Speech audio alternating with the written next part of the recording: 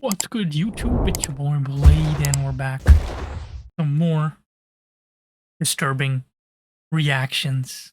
Today we got the boy, the man, Visual Ventures, latest video, true horror stories from the dark web.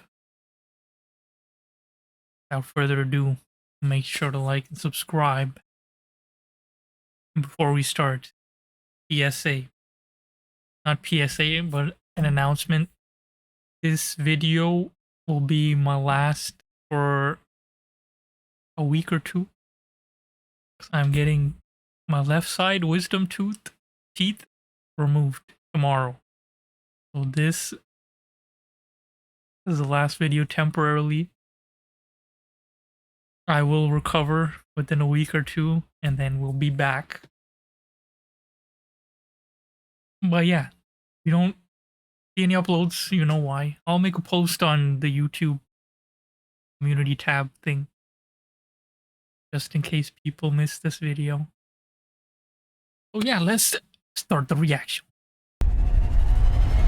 Once you're there in the dark web, it is alarming what's being bought and sold. The dark web is known as the internet's evil twin. It's where online services offer illicit drugs and hitmen for hire. Cyber criminals have created a platform called Genesis, which is making money selling people's digital identities. Today, the Department of Justice announces the takedown of the dark web market alpha beta.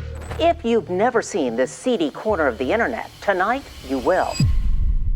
The internet we use every day is just a tiny part of the web. There's another hidden layer known as the dark web, and it's home to every horror you can imagine. Today we're diving into true horror stories from the dark web. So it is the new year, guys, and my goal is to increase the number of videos I put out without sacrificing quality. And to do that, we gotta keep growing, so it would mean the world if you subscribe, and I promise to do my very best for you. I'm Visual Venture, and you are awesome.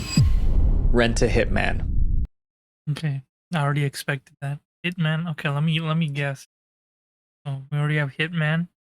I'm gonna be like, someone. So it's gonna be some sort of escort fetish, like extreme escort fetish. Selling body parts. What else is on the dark web? Selling identity. That was already told in the little teaser he made. I want to say escorts. Some freaky escorts type stuff. Selling body parts. What else is on the dark web? What else is on the dark web?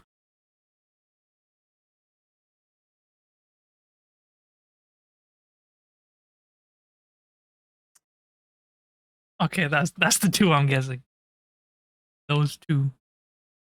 Hitmen have existed for thousands of years, but the dark web changed how they do their work. Before the dark web, hiring someone to harm another person was extremely difficult. Clients had to meet hitmen face to face. It was uncomfortable and dangerous. For most people, that risk alone stopped them from trying, and the dark web changed that. Around 2016, websites claiming to offer hitmen for hire appeared across the dark web. Many of them had interesting names, like this one, Slayer's Assassination and Life-Ruining Services. On these sites, placing a hit was as simple as ordering a product online. Users only needed to fill out a form. You provide as much detail as you can, a name, address, a photo, or whatever, and what you want done to them. Some sites even listed different prices based on experience. Some less experienced operatives accept $5,000, while other skilled operatives can charge up to $20,000. Others went even further. They offered a drop-down menu to choose how the harm would be carried out. One site even allowed users to select the method. God, the cost of a sniper hitman starts at $20,000. Some sites promised same-day options.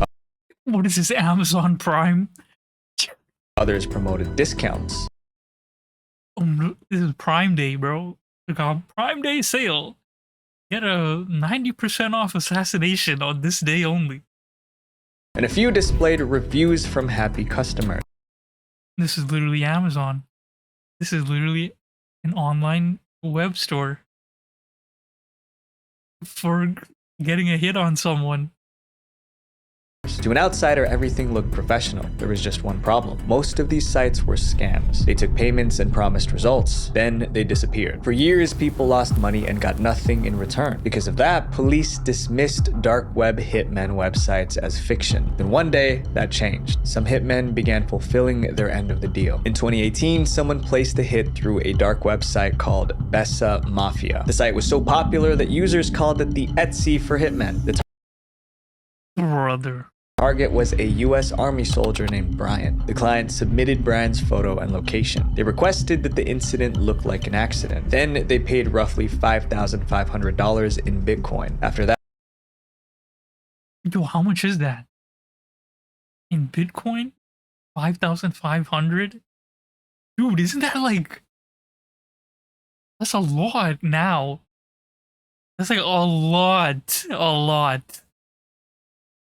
there was nothing to do but wait. 11 days later, Brian was found lifeless in Indiana. His phone, camera, and computer were gone. There were no signs of forced entry and no suspects. People on dark web forums saw the news about Brian and they were shocked. It looked like the impossible just happened. A dark web hit order actually worked. At first, the story spread quietly, then it spread everywhere. Once people believed dark web hits were possible, job requests skyrocketed. A few months later, another contract was fulfilled, this time on the other side of the world. The target was a woman named Yevgenia. She was a police detective in Moscow. Yevgenia spent years arresting criminals, and with every case, she made new enemies. In 2018, one of those enemies decided to end her. His name was Yaroslav. He submitted the detective's information on the dark web. Then he paid $15,000 in Bitcoin. Less than 1 month later, the job was carried out. Yevgenia was standing outside her home. Suddenly, someone stepped out of the shadows and ended her. It was another successful hit ordered through the dark web. But this time, the story did not end there. Remember, Yevgenia was a detective, so her team refused to drop the case. Within months, Russian police tracked down and arrested the hitman. The person who ordered the hit was also arrested. Then he had to face the law. В октябре 2020 года суд назначил ему посадку сроком в 14 лет в тюрьме строгого режима. That case removed any doubt about hitmen on the dark web. They were real. In the years that followed, police uncovered more cases of people ordering hits online. Today, no one knows how many hitmen are active on the dark web, or how many targets they've erased. But one thing is clear. The dark web made it possible to end someone without ever leaving your bedroom. In this next chapter, regular YouTubers started messing with the dark web, and it didn't end well. The mystery box. The mystery box? Is it like those loot box scams back in the days that like YouTubers used to advertise and like get money from? If someone says they bought something from the dark web, you usually expect the worst. Maybe a dangerous item or something illegal. But one of the most popular items on the dark web isn't what you'd expect. It's a box, a mystery box. Just a sealed package with unknown items inside. But that mystery turned out to be the most dangerous part, because once people started opening these boxes, they realized something was very wrong. To understand these boxes, we need to start from the beginning. The idea did not originate on the dark web. It started on eBay. Around 2017, sellers began packing random items into boxes. They sold them for prices ranging from $10 to $500. They called them mystery boxes. Buyers paid without knowing what they would receive. This $50. That's pretty funny. I should do that. I feel like I would do that with like garbage in my house. I wouldn't do like some messed up thing. I would just get like random like items that I don't need and that are like so annoying to get rid of. I would just put them in a box and then just go on eBay and be like, mystery tech box. And it's like the most trash laptop to ever exist. Trash pieces of electronics. Unless it's like good, like a good graphics card, I wouldn't put in that box. Like everything would be like the most bare bones trash pieces of tech I own just to get rid of it in my house. Dollar mystery box says totally strange and also something totally useful. People opened the boxes to find all kinds of things. Some contained junk, others had Pokemon cards, jewelry, or gadgets. eBay mystery boxes became super popular. Buyers loved the curiosity and the surprise, and that gave people on the dark web an idea. By 2018, websites on the dark web began advertising their own mystery boxes. The Yeah, but these ones come with human body parts or feces or narcotics. Who knows? Concept stayed simple, a surprise inside every box. But on the dark web, surprise meant something far worse. One buyer received a package filled with a dark red liquid, and it wasn't hard to guess what it was. Another buyer opened a box Blood. and found a comb covered in hair. And these boxes weren't cheap. Many sold for hundreds of dollars. Some cost more than $1,000. You would expect people to stop buying them, but the opposite happened. Demand grew, and the internet turned it into a trend. Dark web unboxing became a niche on YouTube. Creators filmed themselves ordering the boxes and opening them on camera. I'm kind of nervous to open it up. I don't know whether or not this is like gonna be something like gruesome or morbid. Curiosity wasn't the goal anymore. It became a contest to find the most disturbing box possible. The more extreme the contents, the more viral the video. One creator opened a box and found teeth. Another received old medical tools. Some items were so alarming that after unboxing, creators contacted the police. Dark web mystery boxes still exist today. The hype faded, but the danger has not. The person in our next chapter was labeled as the most heartless man in Australia. Dark web live streams. Okay, this is probably like he's killing someone or doing something highly illegal on a live stream.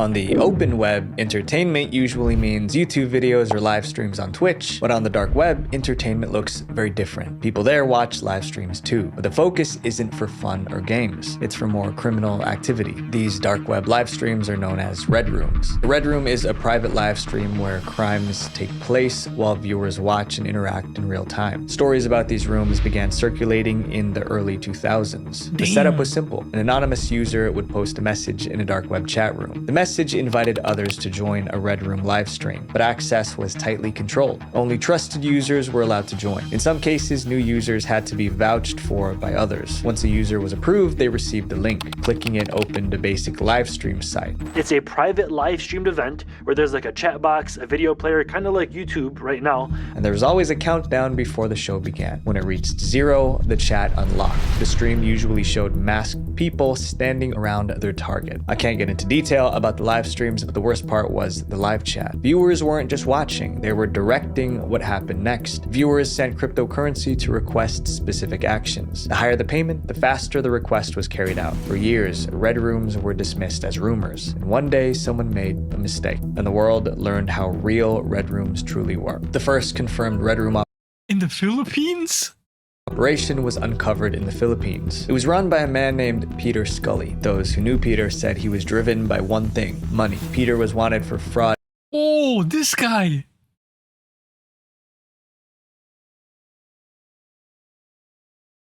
This is the guy! He's the same guy, right? He's the one who made Daisy's destruction. Oh, hell no, bro. Don't tell me he live streamed that. Oh no. This is why I said he deserved the electric chair. In Australia. So in 2011, he fled to the Philippines. That's where he discovered the dark web. Peter became obsessed with red rooms. Eventually, he decided to create his own. Viewers paid him to do requests on camera, but the live streams weren't the end. To make even more money, Peter recorded the footage and sold it on the dark web. Some reports say he charged up to Yep, this is the same guy. $10,000 per video. The videos spread through underground circles, and Peter made a fortune. He believed the dark web made him invisible, but it didn't. Law enforcement eventually discovered one of his videos, and an international manhunt for those responsible for the video's production was launched. Investigators had little to work with, so they analyzed the footage frame by frame. They examined furniture, electrical outlets, and anything in the background. Those details narrowed his location to the southern Philippines. Local authorities got involved, and in February 2015, police raided Peter's home and arrested him. There was no doubt they had the right person. When police went through his phone, they found 3,000 images and 900 videos of evidence. Peter was sentenced to life in prison. After the arrest, more cases. This guy is super censoring this whole story, bro. We already know the other video, bro, that told us everything. But my man is censoring so much from what he really did.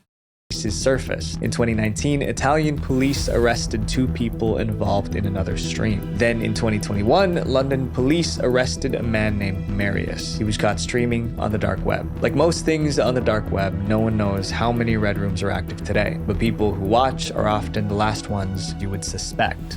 This next chapter shows how the dark web uses fear as a weapon. The kidnapping. There's a group on the dark web so mysterious that people still can't agree if they're real or fake. They call themselves the Black Death. They are an organized crime group that deals in nearly anything illegal. I found Black Death after a link was posted on Reddit. Bro.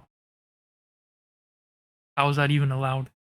But their main focus is kidnapping for hire services. And if they truly exist, they may be the worst group tied to the dark web. And in 2015, a reporter went searching for proof that the group was real. While browsing the dark web, he came across what appeared to be their official website. It was deeply unsettling. The site claimed that people all over the world were being abducted. And for the right price, the group said they would take anyone you asked for. But making claims online is easy, so the reporter decided to test it. He posed as a potential customer and tried to place an order. He sent an email through the site. After some time, the site's owners replied, but the response wasn't welcoming. Their email to him read, "Who are you? How do you know about us? Who recommended us?" The reporter tried to convince them he was a real customer, but he failed. They concluded that he was a police officer. Their final message to him was, "Do not bother us again." In the end, the reporter couldn't prove if the group was real or fake. But 2 years later, things changed. Something happened that proved the group existed. In 2017, a 20-year-old British model flew to Italy for a photo shoot. Her name was Chloe Ayling. When she arrived at the studio, she was taken. But last July, she was abducted off a street in Italy by 2 masked men. Her captors contacted her modeling agency. They claimed they were members of the Black Death, the same group from the dark web, and they demanded roughly $300,000 for her return. The ransom was not paid, but the news of the case went viral. Global media picked up the story. Almost overnight, the group became world famous. Italian police launched an investigation, but before they could make progress, the unbelievable happened. 1 week after her abduction, Chloe walked into the British consulate in Italy, but she wasn't alone. A man named Herba drove her there. He was quickly arrested before he could leave, but no ransom was paid. So how did Chloe return safely? Chloe had an explanation, but many found it hard to believe. Taken to a farmhouse hours away and held captive for 7 days. She said her captors threatened her constantly, but after several days, her luck changed. She convinced one of them to let her go. The model says she... Bruh, when has that ever worked? Ever? was detained for 6 days until her captor discovered she was a mother. According to Chloe, her captors told her they had rules, and one of the rules forbade kidnapping mothers. What the heck? So they released her, but they didn't just let her walk away. One of the kidnappers, Herba, drove her to the British consulate. Before leaving, he handed her a business card advertising the Black Death. Then he asked her to publicize the group as he let her go. For many, the story seemed too bizarre to believe. Bro wanted the free promotion. Thankfully, Herba was in police custody, which meant officers could hear his side. But his story was even more unbelievable. During questioning, Herba kept changing his story. First, he claimed Chloe staged the kidnapping to boost her career. Then he said he was only a middleman working for the Black Death group. Later, he told police he was terminally ill and needed money for medical care. In the end, investigators concluded that he had mental issues. They described him as a dangerous person with traces of mythomania, which is a compulsive tendency to exaggerate or lie. I didn't even know that was a thing. Despite this, detectives were certain of one thing. Herba was directly involved. They confirmed the ransom demands were sent from his computer. Herba went to trial. In 2018, an Italian court sentenced him to 16 years in prison. But there was also a lot of attention on Chloe. Many people stopped seeing her as a victim. Instead, they believed she was the mastermind behind the whole thing. Dun dun dun! She's the ringleader. Many accused her of making the whole story up, an elaborate publicity stunt for fame and fortune. Things worsened when more details came out. Police found that Chloe's kidnappers took her shoe shopping during the period she was supposedly held captive. Bruh. That revelation made her story even harder to believe. When questioned, Chloe admitted it was true, but she had an explanation. Her lawyer explained that Chloe wanted to do everything she could to keep her captors calm. Chloe remained in Italy while police investigated the case. In the end, authorities allowed her to leave. They said they did not see any inconsistencies in her story. Still, many people remained unconvinced. Chloe spent years defending herself in interviews. She even wrote a book about her abduction, yet some people still don't believe her. To this day, we're not sure if the Black Death is real, but the myth certainly lives on. Up next is a dark web crime that takes identity theft to the extreme: the ransom. On the dark web, people steal your identity, and once it's stolen, they can do serious damage with it. Most stolen identities are used for basic fraud. They might buy cars or rent homes under someone else's name. But in 2018, one stolen identity was used for something far worse. That year, a woman named Anne disappeared in Norway. Her husband came home to find the house empty. There were no signs of struggle and no witnesses. But one thing was waiting for him: a ransom note. The kidnappers demanded 9 million euros for Anne's return. That's roughly $10 million US. But they didn't want cash or a bank transfer. They left a cryptocurrency address for the payment. The desperate husband contacted the police immediately. Officers searched the home but found nothing useful. They followed every possible lead, but each one failed. So investigators followed the only trail they had left: the money. They traced the cryptocurrency wallet listed in the ransom note. To their shock, it was tied to a verified account with a real name. The account belonged to a 29-year-old man named Ole Henrik Golf. Police arrested him right away. But what Golf told them confused them even more. Golf was never near the victim's home. He had no motive, and his alibi checked out. Yet the ransom wallet was registered in his name. How? That's when investigators figured out what happened: identity theft. Months before the kidnapping, someone bought Golf's information on the dark web. Then they used it to open a crypto account in his name. That way, if the police followed the money, it wouldn't lead to the actual criminals. Golf was released. Unfortunately, this story didn't have a happy ending. The true culprits were never caught, and the woman who was taken was never returned. Investigators believe she didn't survive. But identity theft doesn't always look the same. In rare cases, stolen identities are used to save lives. In 2004, a man named Brandon Regan began receiving hospital bills in the mail. They were bills for medical treatment. Together, they added up to about $20,000. The problem was that Regan never received any of those treatments. Someone posing as Regan was allegedly getting multiple medical procedures. Then the hospitals came after Regan to pay. In the end, identity theft can be used to enable almost any type of crime. And the most frightening part is this: most victims don't realize their identity has been stolen until it's too late. Up next is a man who protected his criminal activities in a nuclear bunker: the cyber bunker.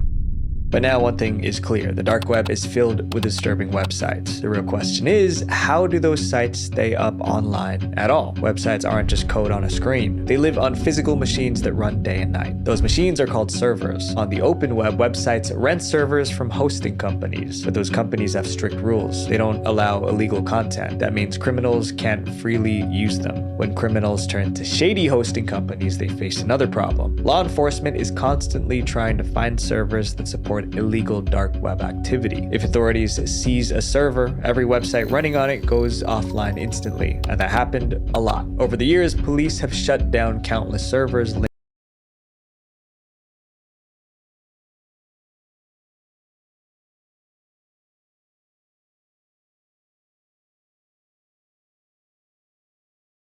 to dark web crimes, until one man decided to solve that problem for bad guys everywhere. His name was Johan. Johan believed that the internet should have no restrictions. He believes in total. Wait a minute. Until one man decided to solve that problem for bad guys everywhere. His name was Johan. Johan decided to solve that problem for bad guys everywhere. His name was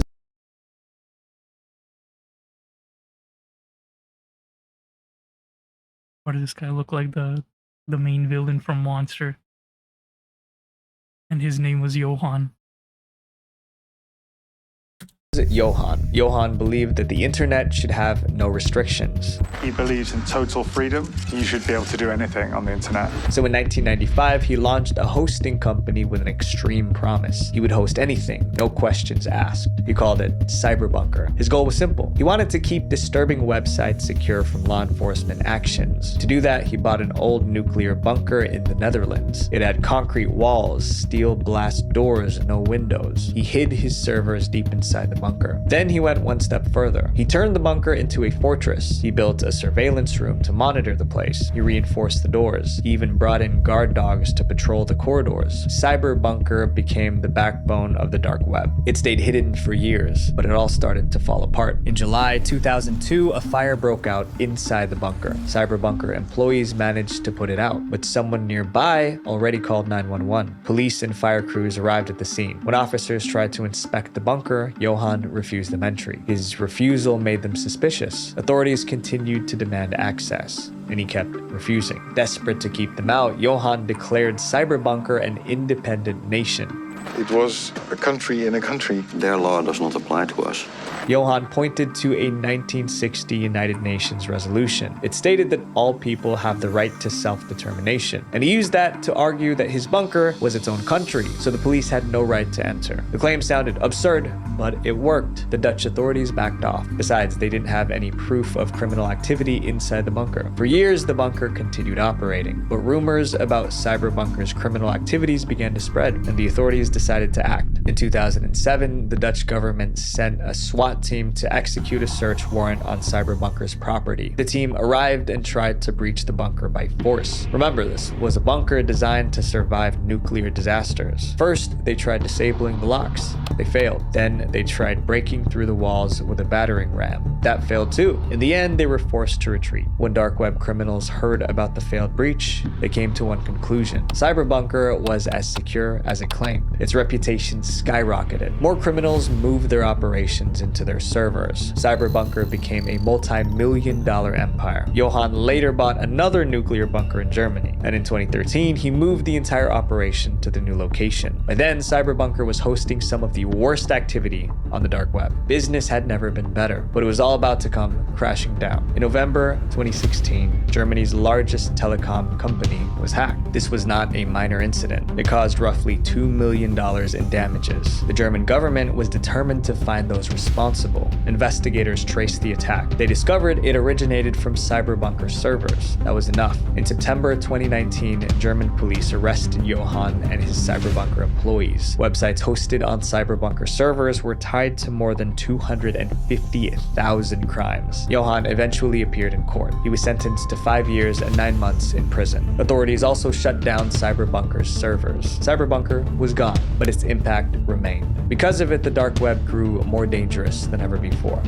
The man in this next chapter was the most powerful man in dark web history. The largest dark web marketplace.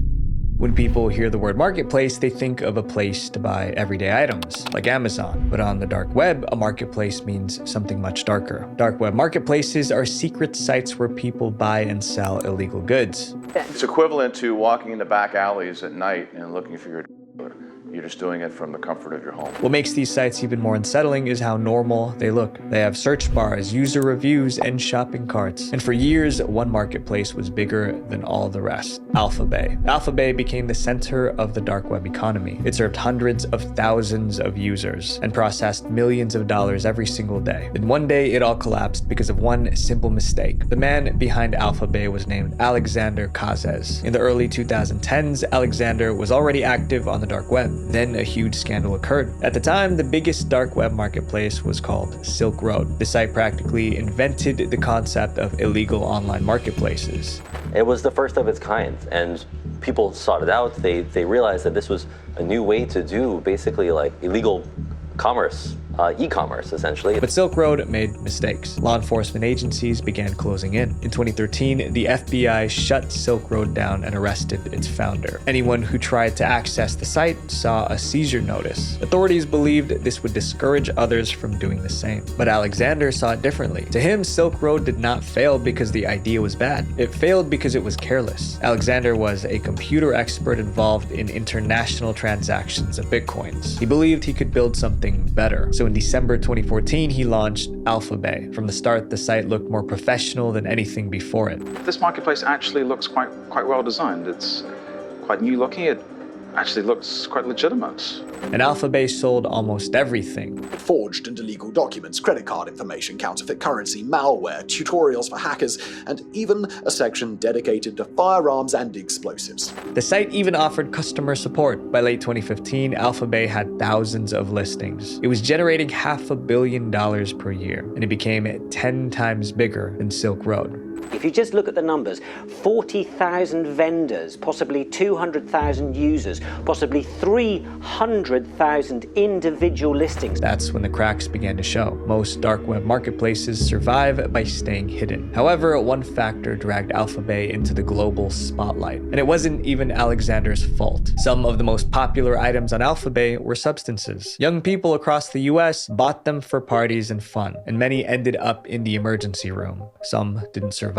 The police started investigating. Again and again, the trail led back to Alphabay. That was the moment authorities decided to take Alphabay down. But it wasn't going to be easy. The dark web was designed to hide people. Users were anonymous. Payments were made using cryptocurrency. For months, investigators made little progress. Then in December 2016, they got a major break. The FBI received an anonymous tip from someone claiming to be one of Alphabay's earliest users. In Alphabay's early days, every new user received a welcome email. That email came from a personal address, not an anonymous system. Investigators traced it. It led straight to Alexander Kazes.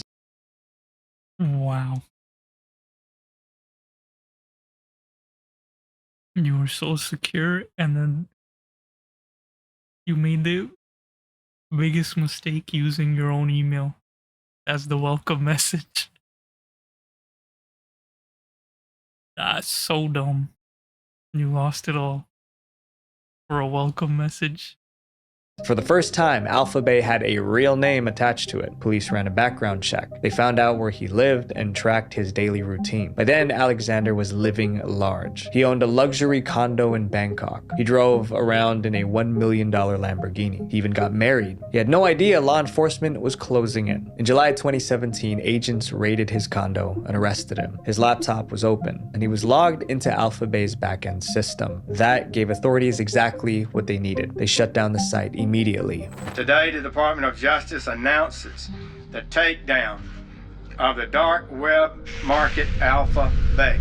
Anyone who tried to access Alphabay saw the same message. This hidden site has been seized. Alphabay was gone. But that was not the end of dark web marketplaces. Today, buying and selling continues in the darkest corners of the internet. When there are no rules, people reveal who they really are. And the dark web proves that freedom without morals leads to destruction. So my friends, stand firm on your values, even when no one's watching. Visual Venture. Wait, before you guys go, I created a documentary on one of the dark web's most powerful people. And surprisingly, he was literally a Boy Scout who turned into a $1.2 billion drug lord. Click right here to watch it. Damn, bro, I'll watch that one. And that's gonna be the next video when I come back. Oh, it's a W video. The last two people are insane.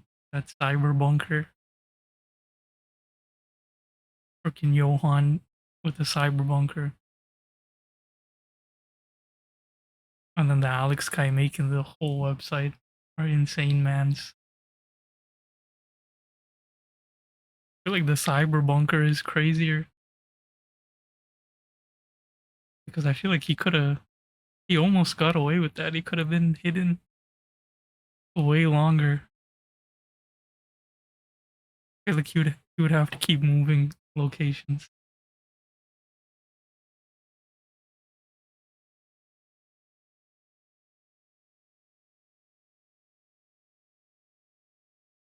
But yeah, that's the dark web.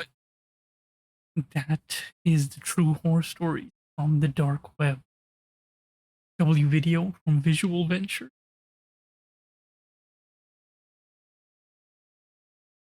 And if you guys like the video, make sure to like and subscribe for more disturbing reactions. And I'll see y'all in